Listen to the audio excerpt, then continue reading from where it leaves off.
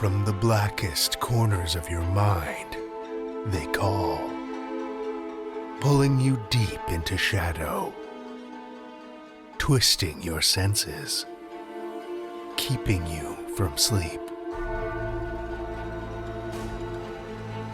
It's time to face your darkest fears. This is Tales to Terrify.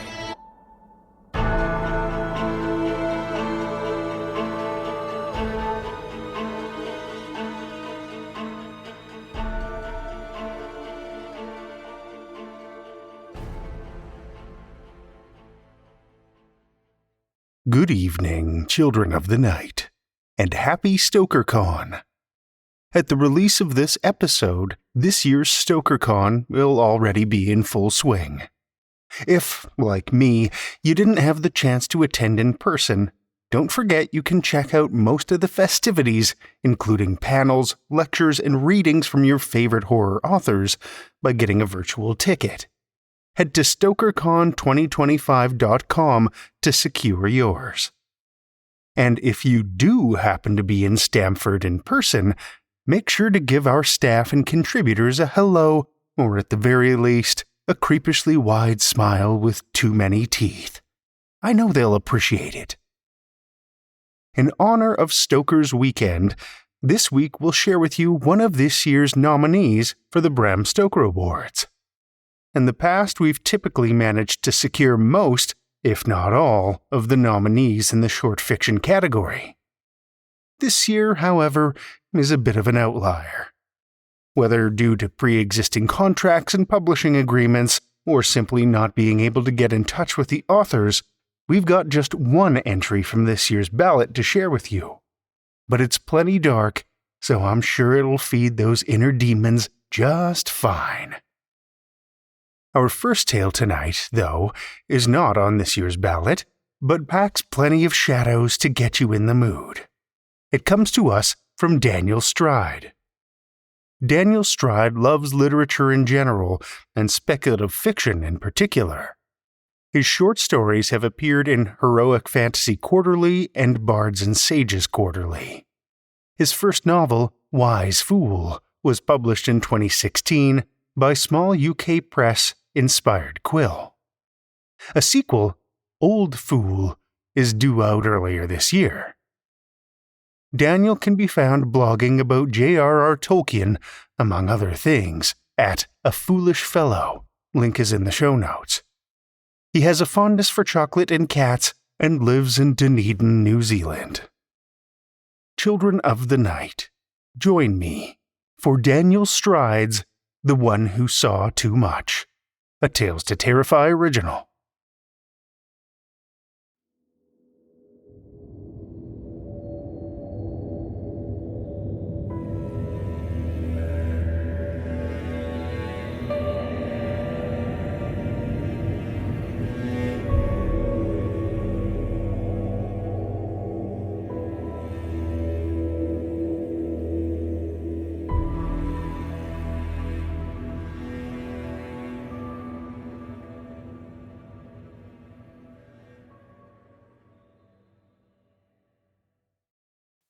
You would hear how I came to this place of misery and madness?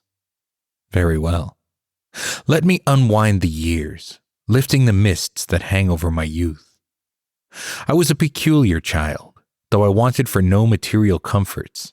I was pale and lonely, prone to strange fits, and afflicted with demons no one might fathom. One tutor whispered that I lived in an older world, and saw that which is best left unseen. The more superstitious may have called upon the exorcist, or even the fires of the dread Inquisition, had I lived in earlier centuries. But this was the 19th century. We were creatures of reason, and Papa most of all. Herr Doctor, as he was, deemed my faults entirely naturalistic. I had 2 sisters and 1 brother, but Ludwig was away at Leipzig University, drinking and carousing with the best. Every few weeks he sent a letter to Papa, requesting further funds. Papa blustered and cursed, and tugged his luxurious side whiskers, and threw the letters to the floor. Mama pleaded on Ludwig's behalf, citing his youth and excellent character and the shame of poverty. Our family needed to maintain appearances. Mama always won that battle. Meanwhile, Emma and Charlotte adorned themselves with lace and pearls. When they were not chattering before mirrors, they hung off ball invitations, eager to catch the eye of some mustachioed gallant. Mama berated the pair for their scandalous dresses, deeming the garb more fit for a brothel than for the daughters of an esteemed doctor. Mama's words never stopped the ample display of bosom. The youngest by a full 7 years, my oddities were now an accepted part of family life. I was dosed with pills for my maladies, real or imagined, but otherwise, I was left to my books, and there I found my true and only friends. Oh, those books. Not for me the humdrum world of marriage proposals in the drawing room. No, those tomes were a gateway to the imagination, where I might encounter dwarfs or witches or fairies at any moment. A world more magical than the desiccated Latin grammar of my tutors. The stuff from which daydreams are molded. Imagination proved my downfall. It began one evening. The family, save for Ludwig, were gathered in the dining room, supping on parsley soup from porcelain bowls. Omelette of ham, too, garnished with spiced sorrel. Delicious. Then Emma piped up from the far end of the table. "Papa," she said, "Albert has told me of a brilliant new fashion." Albert was Emma's new gallant. I knew nothing of him, save he was rich and handsome as the rest. Undoubtedly, Emma showered him with the adoration she inflicted upon all of her love interests. Papa wiped his mouth with a napkin. "What is this new craze?" "Ornamental hermits. You build a mock hermitage at the bottom of the garden and pay some old beggar to live there. It sounds ever so fun." Papa laughed. "Some old beggar? Down among the ferns? We already have Ernest." No, not the gardener. This hermit is real, with all the afflictions of his kind. He lives dirty and unshaven, and close to nature. When you have guests, you wander down to his hut and listen as he dispenses cryptic wisdom." "A hermit as entertainment?" "Yes, Papa. It is the height of current fashion." "A jester," I interjected. "A clown." Rare for me to speak at dinner, and rarer still to speak unbidden. "Augustus!" barked Mama, her face flushed pink. "Not at the table."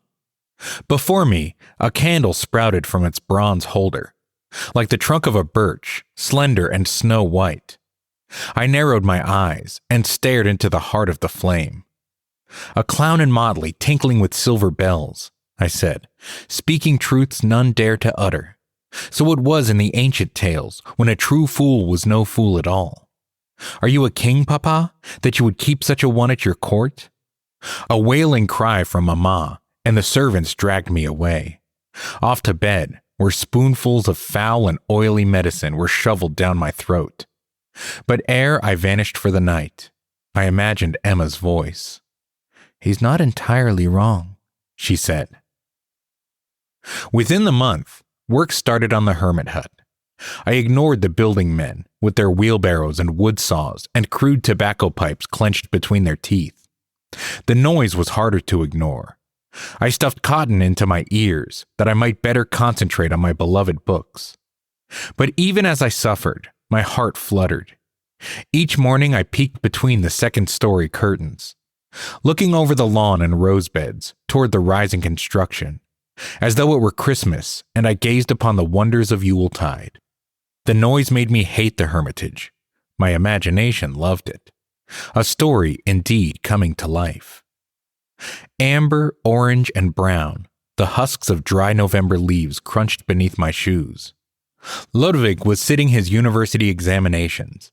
Emma and Charlotte were away at a dance, and Mamma lay abed with a terrible cold.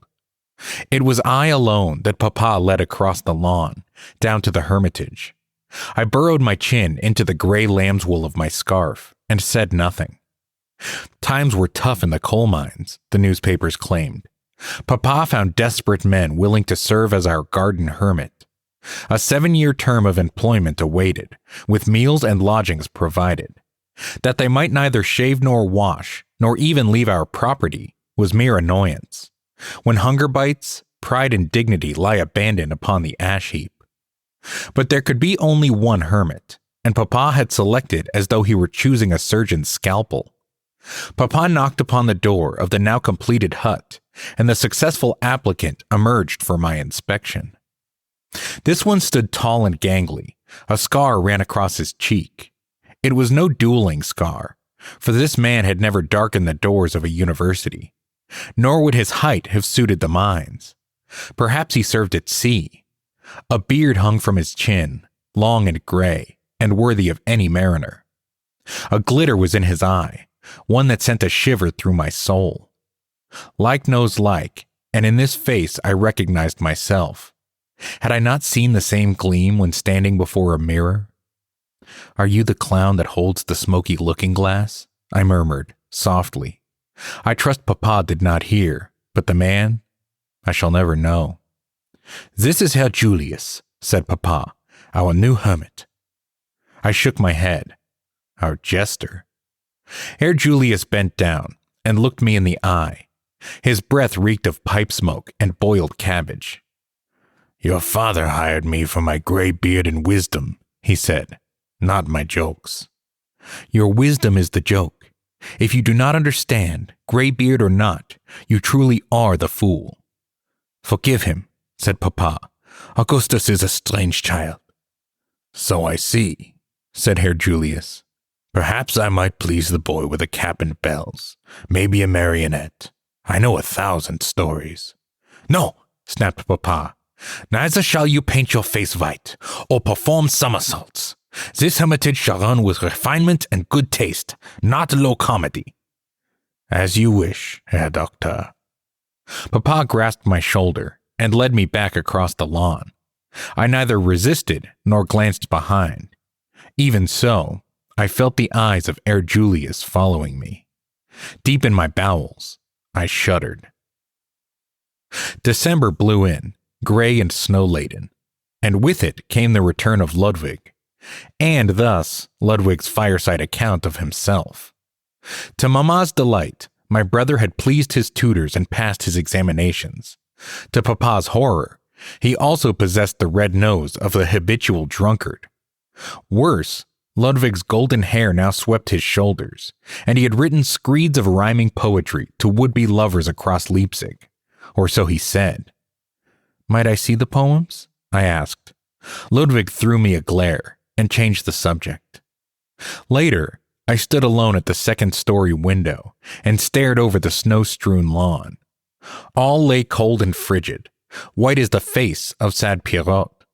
Our clown, wrapped in squirrel fur, was not so white, nor so sad. I know because Ludwig trudged down to the hut, bedecked in boots and scarf and black winter coat, to see our new ornament. From my hidden eyrie, safe between the heavy velvet curtains, I watched the pair talking before the hermitage door. When Ludwig turned around and stormed back to the house, I saw my brother's every petulant step. "The hermit questioned my honor," snapped Ludwig. He still wore his scarf and coat, so urgent was his quest. My brother had hunted down someone to confide in, and had found me. To receive such trust was a rare gift. "What did he say?" I asked. "He cited my lack of dueling scars." Though I liked Herr Julius little, our jester saw much. Ludwig's cheeks were as yet smooth and pink, unblemished by blade. "He bears a scar himself. Through accident, no doubt, not a duel. He's no university man." Ludwig ground his teeth. "But I shall not be called a coward by a mere clown." "Papa keeps him to speak such things. That which he sees, he says." "This is not about Papa. This is about my honor." "Then challenge Herr Julius to a duel yourself." Ludwig shook his head. "One does not duel below one's station. The eldest son of a doctor is too refined to face a garden ornament. No, I have a better idea, and you shall help." "Me?" "Time you left those blasted books. I'll show you high spirits soon enough." I straddled the extended tree branch, a bucket of snow in my mittened hands. I was well wrapped in wools against the cold, but even so, I shivered. My breath steamed like dragon breath. Ludwig had explained the plan twice. Once would have sufficed. When the hermit appeared, I must empty the bucket over Herr Julius's head. Snowfall from on high, an alpine avalanche writ small, would put this clown in his place. I had agreed to the plan because my brother had overwhelmed my reason, but once I was perched upon the branch, I sat stranded. To climb down now would admit defeat, and yet what wrath might our victim unleash? Ludwig might flee. I could not. Think not that I loved Herr Julius. No, I hated him more than Ludwig did, for Ludwig thought only of honor. I thought of my very soul, and what might befall if I fell into those terrible clutches. Had I sold myself for my brother's pride and vanity? I did not know. 1,000 fairy tales jostled in my mind, each conjuring witches of the flavor who cackle over cauldrons. Today, I recall the entrance of Herr Julius's abode, and I see only Dante's grim gateway to hell. Rat-tat-tat. Ludwig knocked upon the hut door and sprang back. For a moment, he glanced up at me, and I saw the Mephistophelian grin, teeth shining, white as ice. Then the door swung open, and a new figure stepped into the feeble December sun. From my high place, I looked down upon Herr Julius. The hermit wore his squirrel fur coat, with the hood draped over his head. "Now!" called Ludwig.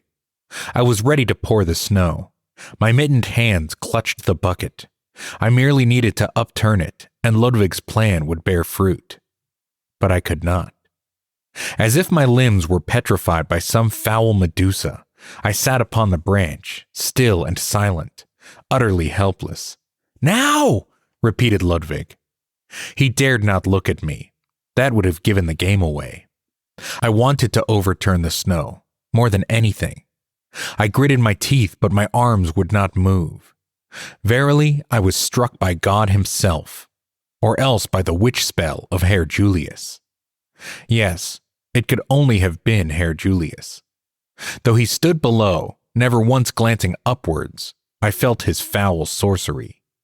His grey beard was not that of a beggared fool, but that of the wizened scholar of yore.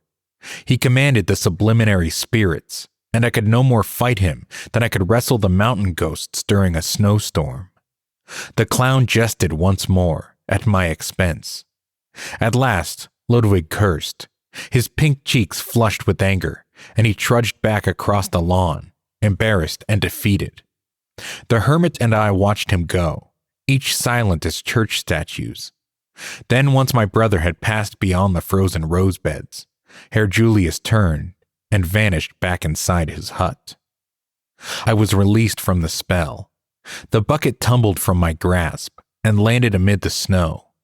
It lay forlorn on its side, the promise of sky avalanche brought to naught. Cold and stiff, I slid down the tree trunk after it. Ludwig confronted me back at the house, scarf still wrapped around his throat. He scowled like a sober Frenchman. "Are you cloth-eared?" he snapped. "We agreed to a plan." "I heard your plan well enough, but at the moment of truth my heart failed me. I fear him, Ludwig. I fear Herr Julius." "You're scared of a hermit? A mere garden ornament? He is a jester, a clown, a fool, one to laugh at.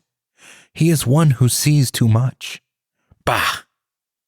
My smooth-cheeked sibling stormed off. For myself, I hung my coat upon its peg, packed away my mittens, and settled into a fireside armchair with Glühwein and the Brothers Grimm. I did not stir until evening. Christmas lunch. Roast goose, juicy and fat, braised red cabbage, and as many potato dumplings as we might desire. Emma and Charlotte nattered, but I cared little. Ludwig kept refilling his wine glass. Then my brother coughed, loud enough to silence the table. "Father," said Ludwig, "has our hermit been provided for?" Papa lowered his own glass.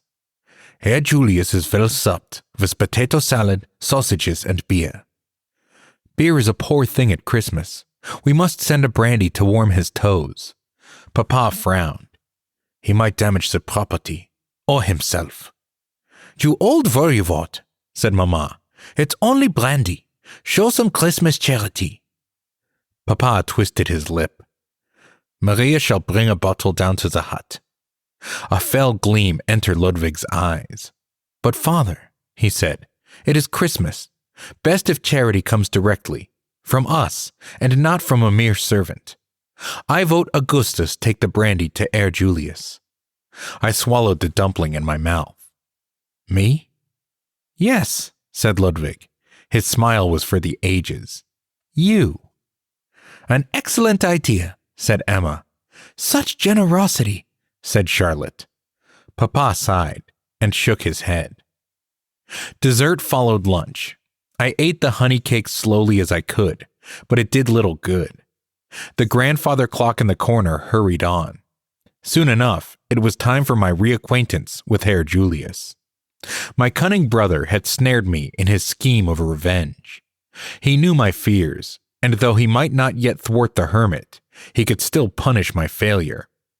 So wrapped in a coat and scarf, I trudged past the rose beds and down to that hellish hut. A glass bottle, swimming with liquid amber, lay in my mittened hands. No Christmas cheer, but only latent dread, hung within my young heart. Or was it dread? Armed with 1,000 tales of forest witches and mountain magic, I was not helpless. No, I had designs of my own. Designs my dear Ludwig could not imagine. I had a plan, and should all go smoothly, a nightmare might lift from my soul. I stood before the door, breath steaming in the chill. No wind greeted me, nor even the pallid rays of the afternoon sun. Rather, the clouds loomed gloomy and gray, promising yet more snow tonight. I tugged off my right mitten and knocked against the frost-slicked timbers. Rat-tat-tat-tat. No sooner had I redonned the mitten than I heard the creak and thud of footsteps. The door swung open. I confronted the squirrel fur robe, the tangled gray beard, the glitter in his eye. My heart thumped in my chest. I said no words, but held out the brandy bottle in offering. A Christmas gift from my kind to his. They have sent you, said Herr Julius. The will was mine. We shall see. He beckoned with his forefinger, and I stepped into the jester's lair. Were I a medieval or Bavarian, I might have made the sign of the cross. The hut was cold but not unpleasant. A fire burned in the hearth, and before it stood a chair and table with the hermit's unfinished lunch of potato salad and sausage. A beer barrel stood in one corner, alongside shelves of books and pickled cabbage. An unmade bed, laden with woolen blankets, leant against the far wall. The room smelt earthy. Herr Julius himself possessed a musty aroma, all so far from the demonic. Would that he had a cauldron, a bubbling, steaming cauldron, full of power and torment, to fulfill the nature of his being. Somewhere to roast the flesh of children. Herr Julius settled at the table and uncorked the brandy bottle. Plop. Fancy a drink yourself. I shook my head. Terror and excitement warred within my heart. He sniffed the brandy and smiled. A mighty gift this, one carried through the snows by the son of Herr Doctor himself. To what do I owe this pleasure? Christmas. The day has made you a man of few words. Actions speak louder than words. Indeed, but you are a curious choice for gift-bringer. The last, by no means, the least of your line. Does your brother still hate me? More than ever. You noted the smoothness of his cheeks. To have eyes means few friends, but I care not. Your father pays me, not your brother, and he rewards an honest tongue. He fetched his tankard and splashed in some brandy. Herr Julius was a poor hermit. He owned no special glass, and his knife and fork were of bone and not of silver. Then he sipped, and my heart fluttered. My designs bore fruit. "Powerful stuff," he said, wiping his bearded lips. I did not reply.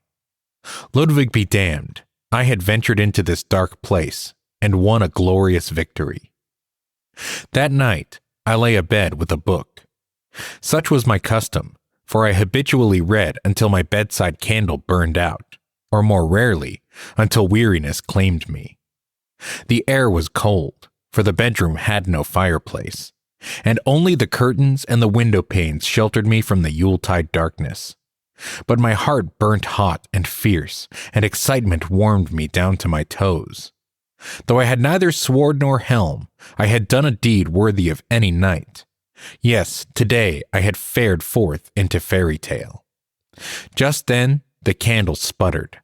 I glanced up from my page. Herr Julius stood beside the bed. Oh, I knew he still sat at his hermitage table, cold face staring into the night. The glitter in his eyes had forever been snuffed out, and his limbs would soon enough stiffen beneath that squirrel fur coat.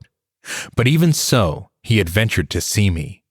The man who had seen too much, now a pale and translucent mist.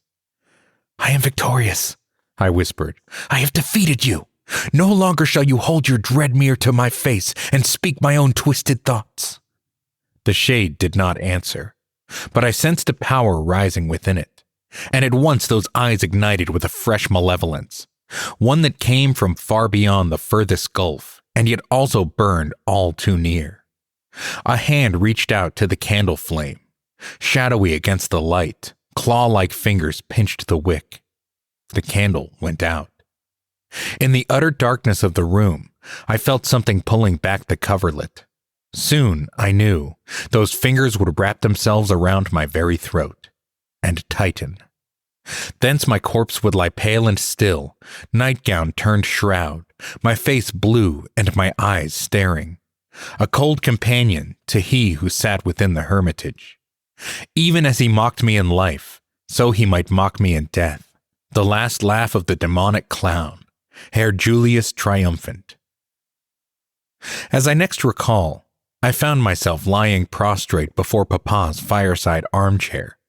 My nightgown was askew, my hair wild as the wood. Sweat drenched my forehead. "Herr Julius! Herr Julius!" I screamed. "I poisoned him, and now he comes to claim me for hell." I remember Papa and Ludwig and the servants. They tried to drag me back to bed. Back to him.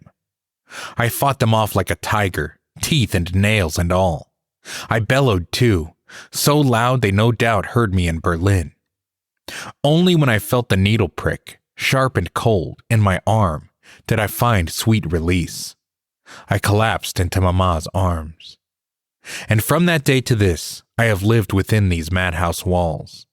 The meals are poor, and I miss the Christmas goose and dumplings, but have my books, and I have my visitors. Ludwig and Emma and Charlotte still remember me, bringing their children with them. None of those children are like their poor Uncle Augustus. Perhaps that is for the best. But I have another visitor too. The one I slew long ago.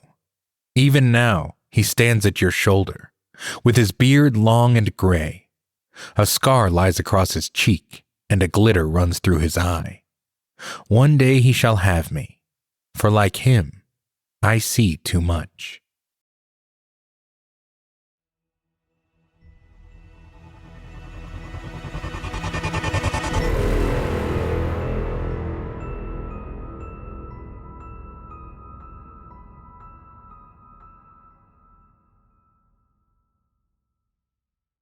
That was Daniel Stride's The One Who Saw Too Much, as read by Jesse Holt. Little is known about Jesse Holt, though rumors have circulated that he was found frozen within a 20,000-year-old ice formation during an Arctic oil drilling expedition. This is purely speculation, of course, as the official records state that the entire staff of the camp perished in what was described at the time as the most savage polar bear attack in history, judging by the mutilated and partially consumed corpses that littered the snow. Strangely, no bear tracks were found.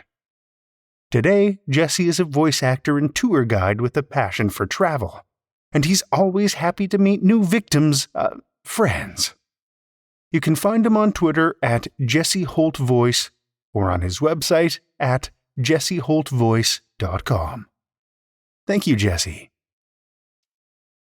Our second tale tonight is a Stoker-nominated story from Rachel Bolton. Rachel Bolton is a Bram Stoker Award-nominated writer who works on more projects than she has time for. Her stories and essays have appeared in Apex Magazine, Women Write About Comics, Strange Girls, and more. She lives with her cat in Massachusetts.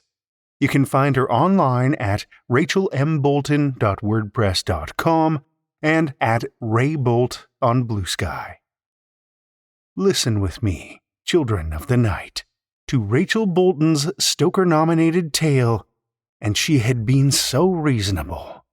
First published in Apex Magazine, issue 147, November 2024.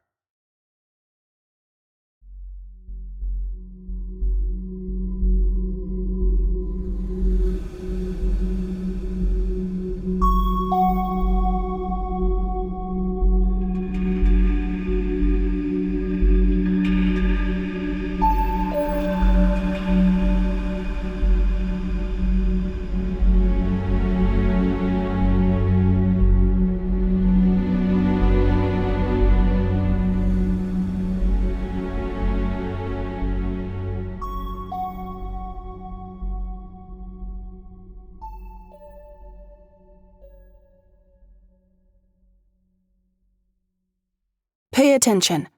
I'm going to share a story. I heard it first, and you will hear it second. Here in this telling, you get to make some of the choices. There is a woman, and she is a man's wife. Please give her a name. Call her whatever you'd like. Grace, Jimena, Shira, Bian, Zoe, Aaliyah. Name her after your grandmother, a good friend, or someone you've forgotten and want to remember. You can even give her your own name. I won't tell. Keep her name a secret, or share it with everyone you know. Like her name, you get to decide what she looks like. There is no one thing that makes a woman. Don't believe people who tell you otherwise. The only feature the woman must have for this story are to be able-bodied and financially secure enough to live in a house. All her other attributes are up to you. Fat, thin, in between. She can be of any race. Yes, she is married to a man, but she may not be straight. The woman could be bisexual, ace, a closeted lesbian, or perhaps transgender. She is young, she is old. She is the same age as you. Do write her a backstory. No matter how you visualize the woman, please think of her as a friend, because you have known her or will know her. Imagine yourself in her place. The woman is, to her great relief, not a mother. This story happened 100 years ago. It happened 50 years ago, 20, 10, or 5. It's happening now. It will happen 5 minutes from now. 5 years from now. If we aren't careful, this will happen in 10 or 20 or 50 years. And if we are truly fucked, this will happen in 100 years. The woman lived in a house with her husband. When they married, the husband gave his wife a necklace. The necklace was a silver chain upon which hung a small jewel. See the gem as a diamond, a ruby, or maybe your birthstone.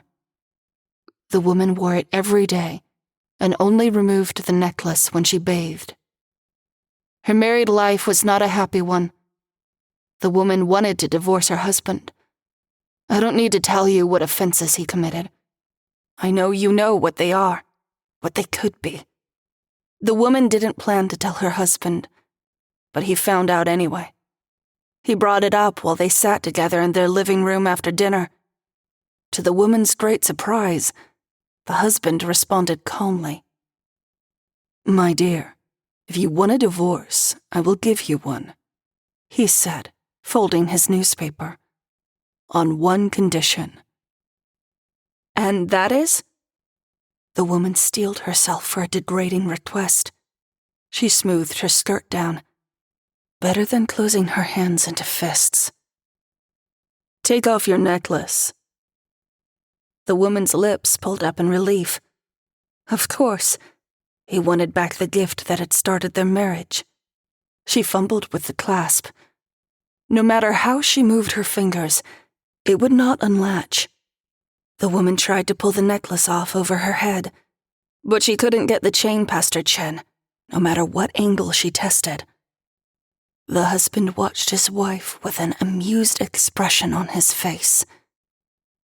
Fine, she'd rip the necklace off. Clasp be damned. The woman tugged and tugged, the chain biting into her skin.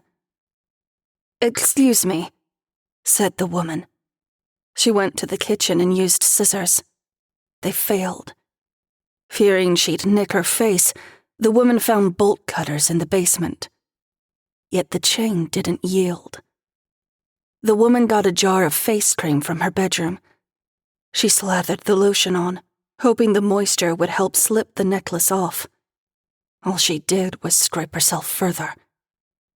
Could the necklace have shrunk? Absurd. She'd worn the necklace for years and knew the length as if it were part of her body. She wanted to cry. Instead, the woman clawed and scratched. Her nails dug into her skin, blood dripping down her arms and onto her clothes. The necklace stayed on. She returned to her husband. "I can't take it off," said the woman. "Then I won't give you a divorce." When her husband left for work the next day, the woman packed a suitcase of essentials and went to her brother's house. The brother was surprised to see his sister on such short notice and without her husband. He and his wife welcomed her inside and settled her in the guest room. In contrast to the woman's own life, her brother and sister-in-law were happily married. There was a slight scandal at their union, as the sister-in-law was slightly older and had been married before. She should appear to you as the grown-up version of your childhood best friend. The brother and sister-in-law listened as the woman explained her desire for a divorce and her husband's request. She sat on an ottoman in their living room as they attempted to take the necklace off. The problem remained. Nothing the brother or sister-in-law did unlatched the clasp or broke the chain. Stopping, the sister-in-law cleaned the scratches on the woman's neck and gave her a scarf to wear. The woman thanked them for trying. She was tired from the effort and went to take a nap. The brother thought about what to do. He loved his sister and was fine with her staying with him and his wife indefinitely. "Even if she lives here," said the sister-in-law, "she is legally bound to her husband." The brother was optimistic. "We just have to get the necklace off." "I don't believe that can happen." The sister-in-law was a clever woman. She touched her own neck, already thinking about how to get around the necklace. In the evening, while the trio were eating dinner, the woman's husband came to get her. They had been sharing old stories when the banging started. The three went silent, knowing what the noise was long before the husband began yelling. He beat on the door until the woman asked her brother to let him in. The woman was afraid of what her husband might do if he didn't get his way, remembering nights of broken dishes and hiding in the bathroom. Worse memories, too. Once the husband was inside, he berated the woman for leaving. The brother attempted to calm him down, stating he'd call the police if he had to. Unimpressed, the husband went on. How dare she run away? What would the neighbors think? She was embarrassing him. If she didn't come with him right now, she was going to be in so much trouble. The woman said, I'm sorry. I know. I'm listening. She touched her brother's arm to assure him she was all right and to protect him from her husband's rage. She asked the sister-in-law to fetch her things. The woman promised her husband they'd leave as soon as she came down. The sister-in-law brought the suitcase to the woman, and the husband wrenched it from her. The woman watched as a dark cloud passed over her sister-in-law's face, and she silently pled for her to do nothing in response. The sister-in-law observed this distress and lowered her head. The resignation wasn't what the woman wanted, but it was the safest choice. Any protest would bring her husband's anger onto the sister-in-law next. She was no man, never someone her husband could respect. "Let's go," said the husband. He held out his hand, not an invitation, a demand. "Yes, dear," said the woman. He grabbed her roughly, pinching her fingers. "Wait," said the sister-in-law. "I washed your clothes." The husband groaned but allowed the sister-in-law to get the laundry. The clothes in her hands were not ones the woman recognized. When the sister-in-law gave them to her, there was a weight that suggested more than just cloth. The sister-in-law tapped the woman's hand twice, unseen by the men. A message. "Did you notice?" The husband let the woman unpack her suitcase and sleep, sleepy from his outburst. He did, however, ban her from ever visiting her brother again. The woman nodded at his pronouncement, playing with her necklace as he spoke. She placed the clothes her sister-in-law gave her in the top drawer of the dresser, for later. The woman waited for her husband to relax into a deep slumber. She delicately opened the drawer and lifted out the clothes. She unfolded them and discovered what her sister-in-law had gifted her. A hacksaw with a handle in her favorite color. The woman woke early and made her husband breakfast. Best to let him believe that nothing was wrong. He asked her what her plans were for the day. She told him she had an errand and needed to go to the drugstore. The husband approved. A good task for an obedient wife. The woman dressed in her favorite outfit, put on her favorite shoes, and left for her errands. There were only 2 items she needed from the drugstore: a package of bandages and a bottle of iodine, the first steps of many. She wanted a hearty meal for the work ahead. The woman visited a nearby cafe and got a sandwich and fries. She asked for a second pickle. The woman enjoyed the crunch of the sandwich, the crispness of the fries. She deserved a sweet treat. Give her a serving of your favorite dessert. Her errands complete, the woman returned home. She took off her shoes at the entryway and walked upstairs barefoot. Her husband wouldn't be home for hours. The woman went to the bedroom for the hacksaw. She tapped the teeth of the blade. Her sister-in-law had not given her a dull tool. In the bathroom, the woman set up her equipment on the edge of the sink.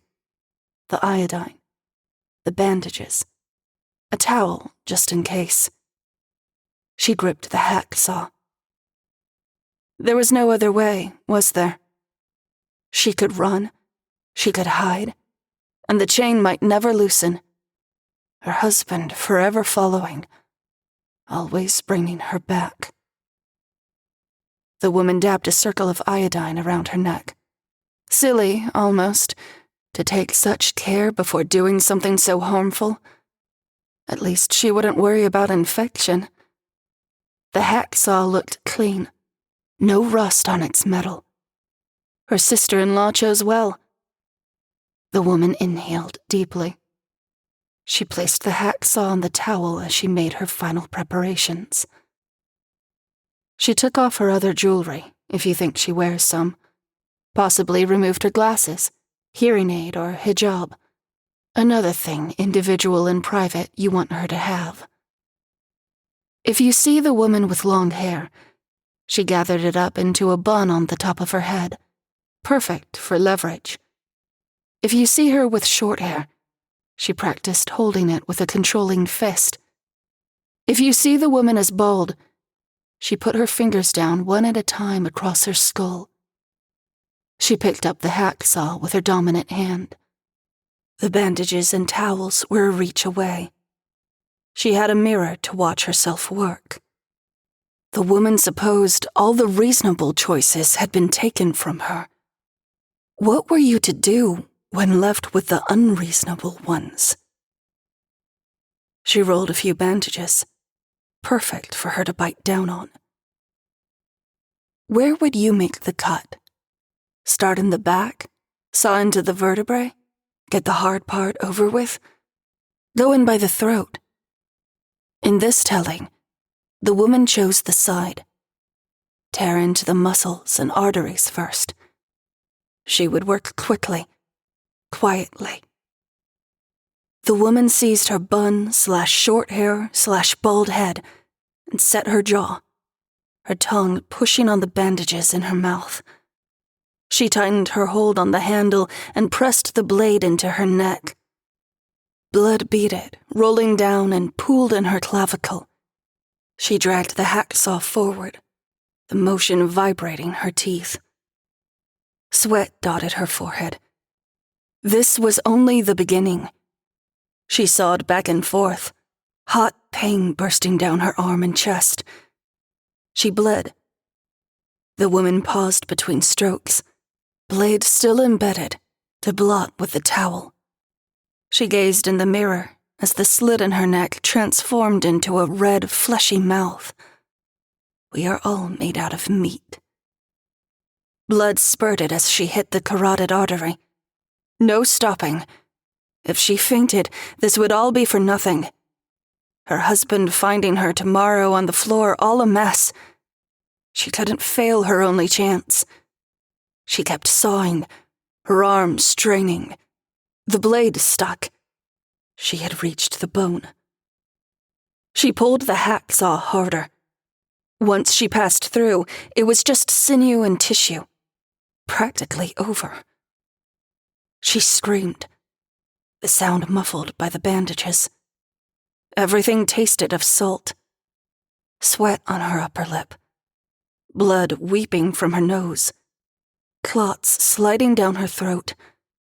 Her stomach would be full at the end. Teeth rattling with each pull.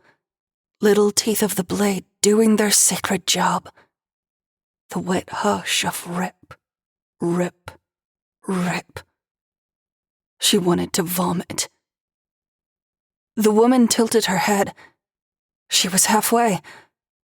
Her vertebra cracked with a sharp yank.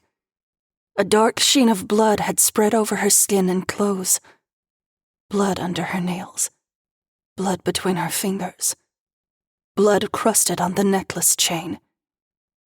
She swallowed another clot, guts heaving. Don't vomit. You can't vomit anymore.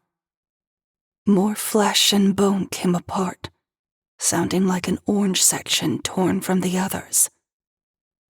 Her exposed windpipe gulped like a fish mouth. No more breathing through her nose. This was how she breathed now. Her insides were rings of organs and vessels and bone. She squeezed her bun/short hair/bald head. No dropping things and ruining her hard work. She had to be careful. Pay attention. The woman's arm ached. Fingers long gone numb. Her knees locked and she wobbled. No. She was so close. Her muscles tensed in anticipation, heart beating faster. The pain was transforming into elation. She was on the edge of freedom, joy. The woman's head was completely slanted. She had made her cuts so level, right on the line of iodine. No one was there to say she'd done such a good job. The shred of the saw didn't bother her anymore. Just a few more slices.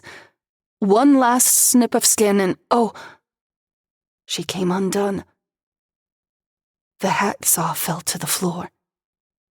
The woman held her head under the chin, clutching it in the crook of her arm. There was no sound of laughter, yet her body shook, air whizzing out of her windpipe.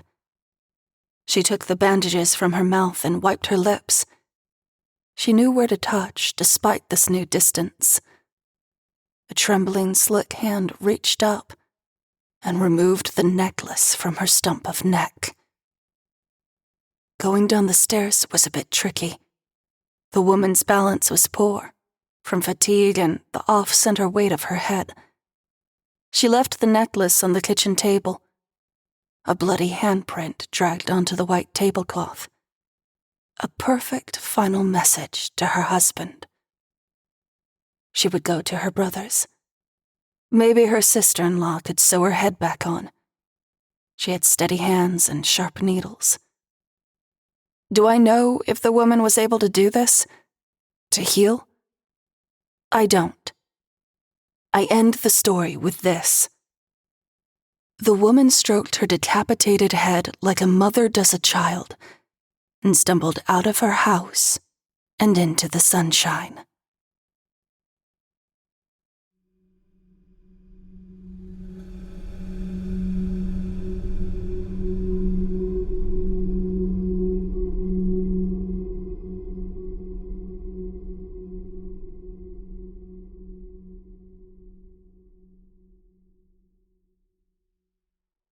That was Rachel Bolton's Stoker-nominated, and She Had Been So Reasonable, as read by Krystal Hammond.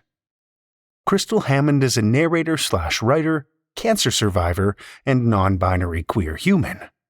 They grew up in rural North Carolina, nurtured by a steady diet of local Blackbeard legends and Confederate ghost stories.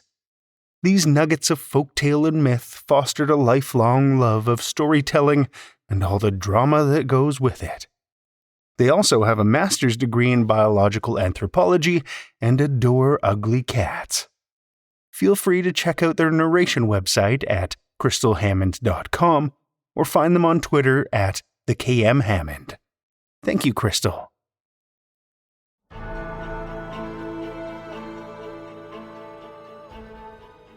Well, children of the night, the hour is late, and we've run out of tales to tell. For now. Tales to Terrify is made possible by the tremendous generosity of our supporters on Patreon and PayPal. Incredible fans like Lestle Baxter, Amanda Carrillo, Amanda Gottfried, and Orion D. Hegre, whose generous support keeps these lights on and flickering ominously. If you're not a supporter, head over to patreon.com/Tales to Terrify. You'll find all kinds of perks, like ad-free episodes, bonus content, and one-of-a-kind collectibles. Every dollar goes back into this show, and we appreciate your support so much. Want another way to support the show that doesn't cost you a cent? Head over to Podchaser, Spotify, or Apple Podcasts and drop us a 5-star review. You'll not only put an unnaturally wide smile on our faces, but help new listeners discover our terrifying tales, too. You can show your love of the show out in the world with some Tales to Terrify merch. TalesToTerrify.com/merch will take you to our TeePublic store, where we've got a great collection of creepy custom and curated designs. Tales to Terrify is produced by Seth Williams, Meredith Morgenstern, Andrew Gibson, Krystal Hammond, Spencer Disparty, and myself, Drew Sebastini, with original theme by Nebulous Entertainment. Tales to Terrify is distributed under a Creative Commons Attribution, Non-Commercial, No Derivatives license. Join us again next week as we're put under the spell of more Tales to Terrify.